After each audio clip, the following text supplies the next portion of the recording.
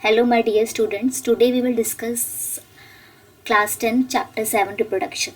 सबसे पहले हम समझेंगे कि रिप्रोडक्शन इसका मतलब क्या होता है.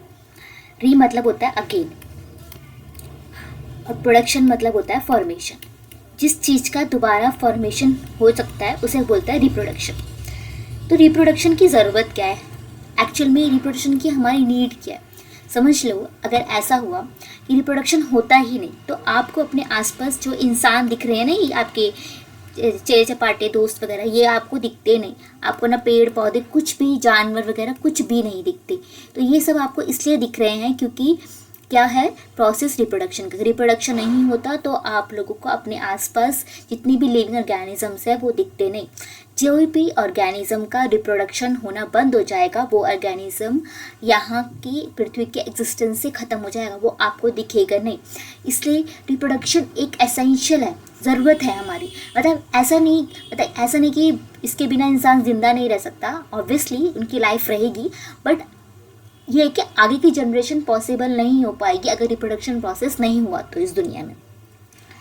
सो अब रिप्रोडक्शन जो है इन अलग अलग तरीके के होते हैं. रिप्रोडक्शन जो प्रोसेस है इसमें कि in which all organism multiply in number and increase their population. ठीक है, तो मल्टीप्लाई होते हैं, उनकी पॉपुलेशन होती है. तो ये दो तरीके का हो सकता है, एसेक्सुअल रिप्रोडक्शन होता है और सेक्सुअल रिप्रोडक्शन होता है. तो आज हम इस वीडियो में इनके बारे में ही समझेंगे कि एसेक्सुअल रिप्रोडक्शन क्या होता है और सेक्सुअल रिप्रोडक्शन क्या होता है, इनका डिफरेंस क्या होता है.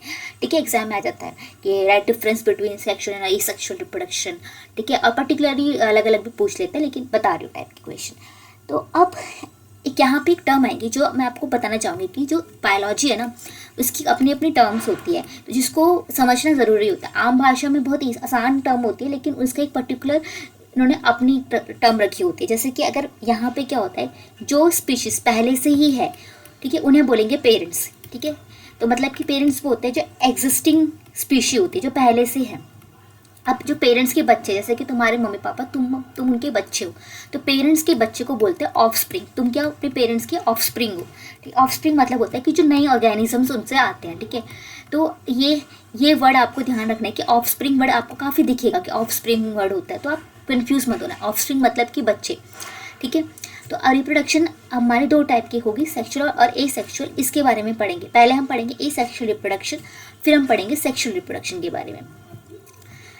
एसेक्सुअल रिप्रोडक्शन देखो, अब क्या होता है कि जैसे आसपास ऑर्गेनिज्म रिप्रोड्यूस कर रहे हैं, बहुत तरीके से रिप्रोड्यूस करते हैं. ठीक है, तो क्या होता है, कोई जो रिप्रोड्यूस करते हैं वो अपने आप को तोड़ के दो बना देते हैं. ठीक है, और फिर वो दो अपने आप इंडिपेंडेंटली रहने लगते हैं, फिर उनसे दो ऐसे बनते रहते हैं, उनकी पॉपुलेशन बढ़ती रहती है. कुछ क्या होता है कि मतलब कि ऐसा होता है कि अपनी बॉडी, जैसे कि यहाँ पे आप पिक्चर में देखना. ठीक है, जैसे कि किसी ने क्या किया, ये एक था, इसने बड़ा ऐसे हुआ, इसने दो अपने से दो बना दिए. अभी इसकी अपनी लाइफ, इसकी अपनी लाइफ, ऐसे भी हो सकता है. अलग अलग तरीके के रिप्रोडक्शन होते हैं. क्या होता है, ये वाला हमारा क्या है, एक है. ठीक है, आप ऐसे समझ लो अभी है. ठीक है, इसको हाइड्रा बोलते हैं. इसने इसकी थोड़ा सा ना, इसने अपने आउट ग्रोथ कर दी इसकी, और ये बढ़ता गया. इसने फिर जैसे ही थोड़ा हुआ मेच्योर, यहाँ से रिलीज़ हो गया, ये अब ये अलग रहेगा और ये अलग रहेगा. तो अलग अलग तरीके से रिप्रोडक्शन होते हैं. तो अब यहाँ पे जो हम पढ़ रहे हैं वो एसेक्सुअल रिप्रोडक्शन पढ़ते हैं. ठीक है, जिसमें कि ओनली वन इंडिविजुअल की रिक्वायरमेंट होती है. ओनली वन इंडिविजुअल मतलब ऐसी रिप्रोडक्शन जिसमें किसी और की ज़रूरत नहीं होती, एक ही काफ़ी है अपने आप में. वो भी अकेला कहेगा मैं काफ़ी, मुझे किसी की ज़रूरत नहीं है, मेरे के थ्रू ही आगे जनरेशन या फिर स्पीशी आगे बढ़ सकती है. वो होता है एसेक्सुअल मोड ऑफ रिप्रोडक्शन. ठीक है, तो इसमें सिर्फ एक ही पेरेंट इन्वॉल्व होता है. ओके, अब ये जो होता है, ये रिप्रोडक्शन आपको एसेक्सुअल रिप्रोडक्शन आपको सिंपलेस्ट मतलब ऑर्गेनिज्म से उनमें मिलेगा, क्योंकि सिंपलेस्ट मेथड होता है. ठीक है, ये और इसमें सिंपलेस्ट बॉडी स्ट्रक्चर, सिंपल जिसका बॉडी स्ट्रक्चर एकदम सिंपल होगा वो ही इसमें इन्वॉल्व होता है. ओके, अब इसमें क्या होता है कि जैसे कि आपका एक ही पेरेंट इन्वॉल्व है, तो क्या होता है कि जो इसके यंग वंस बनते हैं, जो इसके ऑफस्प्रिंग बनते हैं, वो अपने पेरेंट्स के एक मतलब कॉपी टाइप लगते हैं. तो ऐसा होता है कि एकदम उनकी जैसे हैं, और ये उसमें क्योंकि किसी और की इन्वॉल्वमेंट नहीं है और ये बहुत सिंपलेस्ट मोड ऑफ रिप्रोडक्शन है, तो फटाफट मतलब कि इनके आपको जनरेशन मिल जाएगी, मतलब फटाफट रिप्रोडक्शन हो जाएगा. एक से दो बनने में ज़्यादा टाइम नहीं लगेगा. और यहाँ पे ओनली वन पेरेंट इन्वॉल्व होता है, तो यहाँ पे कोई भी गैमेट का, जो गैमेट एक वर्ड है जो कि जैसे ऑफस्प्रिंग वर्ड था, ऐसे गैमेट एक वर्ड है। गैमेट मतलब होता है सेक्स सेल्स, ठीक है, इसका एक वर्ड होता है। मतलब एक पर्टिकुलर जो जैसे कि एक टाइप हमें चाहिए कि ये सेल्स की रिक्वायरमेंट है, अगर आगे जनरेशन बढ़ानी, तो ऐसा कुछ नहीं होता। इसमें कोई भी गैमेट का फॉर्मेशन नहीं होता, किसी भी चीज़ की ज़रूरत नहीं होती। अपने आप में जो पर्टिकुलर इंडिविजुअल है वही काफ़ी है, कोई और अदर चीज़ की ज़रूरत नहीं होती। कोई गैमेट पर्टिकुलर ऐसा नहीं ज़रूरत होती, ठीक है, कोई सेक्स सेल्स की ज़रूरत नहीं होती। पर्टिकुलर एक सेल होता है जो कि सेक्स के लिए रिस्पॉन्सिबल होता है, किसी की, मतलब कि यहाँ पे इसका मतलब होता है कि फॉर्मेशन के लिए, कि किसी भी नए ऑर्गेनिज्म के फॉर्मेशन के लिए जो हमें सेल्स की रिक्वायरमेंट है वो इनके लिए ज़रूरत नहीं होती। ये जो है हमारे ये हमें यूनिसेलुलर ऑर्गेनिज्म में भी मिलते हैं। मोस्टली हमें यूनिसेलुलर में मिलता है, जिसमें सिर्फ एक सेल्स होते हैं, और कभी कभार हमें मल्टी सेलर ऑर्गेनिज्म में भी मिल जाते हैं, ठीक है। तो किसी मल्टी सेलर में मिल जाता है, लेकिन मोस्टली आपको this type mode of reproduction आपको यूनिसेलुलर ऑर्गेनिजम्स में मिलेगी, ठीक है।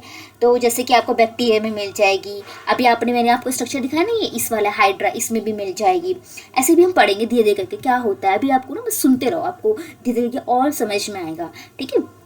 कि बस आपने बस ये पॉइंट आपको ध्यान रखने हैं, ओके। अभी इनको आगे भी एक बार रिवाइज कर लेंगे।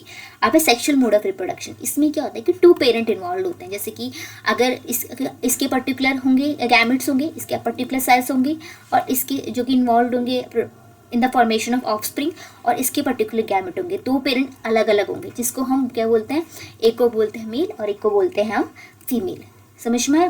तो यहाँ पे ये है कि the mode of reproduction involves 2 individuals, में 2 इंडिविजुअल की ज़रूरत है, 1 मेल एंड 1 फीमेल। वो अपनी गैमेट प्रोड्यूस करता है, जिसकी वजह से एक नया ऑर्गेनिज्म का फॉर्मेशन होता है।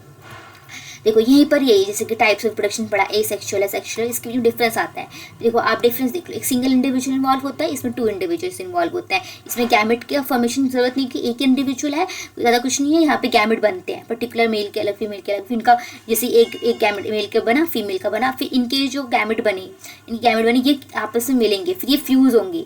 ये फ्यूज़ होने के बाद ये जायगोट बनाएंगी, जायगोट बनाने के बाद ये एक पर्टिकुलर इंडिविजुअल बनाएंगे। ये सब पढ़ेंगे अभी, ठीक है। तो ऐसा होता है। और यहाँ पे जो एक ही पेरेंट इन्वॉल्व होता है तो उसमें कोई इतनी वेरिएशन नहीं दिखती, तो इसलिए ये न्यू इंडिविजुअल जो होता है अपने पेरेंट्स की कॉपी होता है। और यहाँ पे जो नया इंडिविजुअल होता है, क्योंकि यहाँ पे 2 पेरेंट इन्वॉल्व है, तो यहाँ पे आपको वेरिएशन दिखती है। अब तुम इसको अपने आप को देख सकते हो कि तुम लोग कुछ अपने पेरेंट्स से मिलते हैं ना, तो कुछ अपने मम्मी से मिलते हैं, कुछ अपने पापा से, कुछ थोड़े से लेकिन तुम एक साथ कॉपी नहीं होती। धीरे you will see some variation ना। तो यही है कि आपको यहाँ पे वेरिएशन दिखेगी। और एसेक्सुअल रिप्रोडक्शन जो एक्सट्रीमली यूजफुल है, क्योंकि अगर हमें फटाफट फॉर्मेशन करना है किसी स्पीशी का, लेकिन जो sexual mode of reproduction it will take time, ठीक है।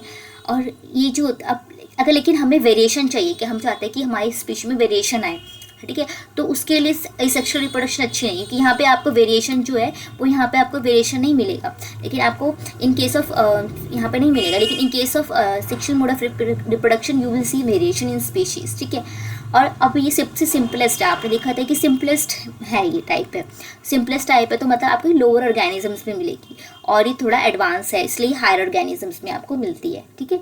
समझ में आ गया? Human being, cat, animal, dog वगैरह सब कुछ, ठीक है। तो अब क्या होता है कि जो एसेक्सुअल रिप्रोडक्शन है, इसके टाइप्स होते हैं कि किसी, जैसे कि एक पेरेंट इन्वॉल्व है, एक पेरेंट से बहुत सारे बच्चे बन रहे हैं, ठीक है, ऑफस्प्रिंग बन रहा है। जिससे बच्चे नहीं बोलेंगे, आप क्या बोलेंगे? मैं साइंस का वर्ड यूज़ करूँगी, ऑफस्प्रिंग। अभी तक मैं बच्चे बोल रही थी, पर now I will not use that word, I will use offspring. तो एक पेरेंट से समझो कि ऑफस्प्रिंग बन रहे हैं उसके, तो अब वो ऑफस्प्रिंग बनने के बहुत सारे तरीके हो सकते हैं, जिसमें फिजन है, फ्रेगमेंटेशन है, रीजनरेशन है, बर्डिंग है, वेजिटेटिव प्रोपगेशन है, स्पोर फॉर्मेशन है। तो ये सब हम नेक्स्ट स्लाइड में पढ़ेंगे, नेक्स्ट वीडियो में पढ़ेंगे कि इसके डिफरेंट मैथड्स किस तरीके से एक इंडिविजुअल अपने ही दम पे किस तरीके से नई ऑफस्प्रिंग का फॉर्मेशन करता है, उसके डिफरेंट वेज, जो 6 वेज है, that we will study in next video. That's all for today. Thank you so much.